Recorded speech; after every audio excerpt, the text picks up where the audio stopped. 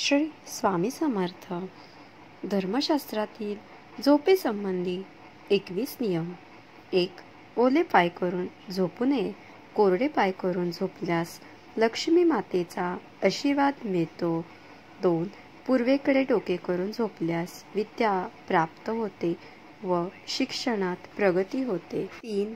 पश्चिमेकडे डोके करून झोपल्यास तीव्र चिंता निर्माण होतात. 4.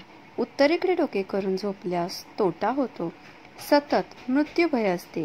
5. दक्षिणेकडे डोके करून झोपल्यास संपत्ती आणि आयुष्य वाढते. 6. देवाचे मंदिर आणि स्मशानभूमी येथे झोपू नये. 7. झोपलेल्या व्यक्तीला अचानक उठवू नये. 8.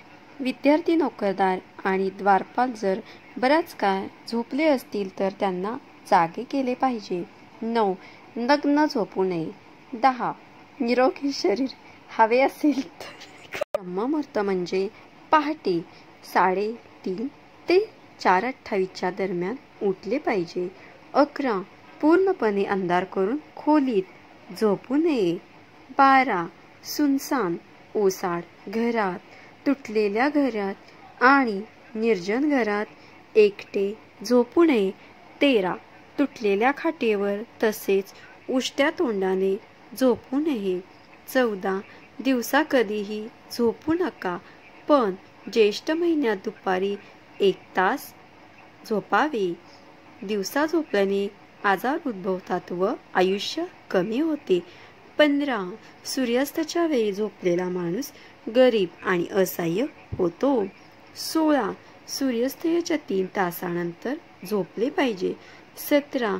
डाव्या कुशीवर झोपणे आरोग्यासाठी फायदेशीर आहे. 18. यम आणि दृष्ट देवतांचे निवासस्थान दक्षिणेकडे असल्याने त्या दिशेकडे पाय करून झोपू नये. त्यामुळे कानात अशुभ हवा भरते आणि मेंदूमधील रक्ताभिसरण कमी झाल्याने स्मरणशक्ती कमी होते.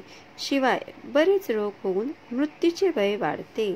19. हृदयावर हात ठेवून व पायावर पाय ठेवून झोपू नये. 20. पलंगावर बसून खाणे पिणे हे अशुभ आहे. 21. झोपताना वाचन करू नये. असे केल्याने नजर दोष निर्माण होते. या 21 नियमाचे अनुसरण केल्यामुळे कीर्ती वाढते व निरोगी आयुष्य लाभते. श्री स्वामी समर्थ.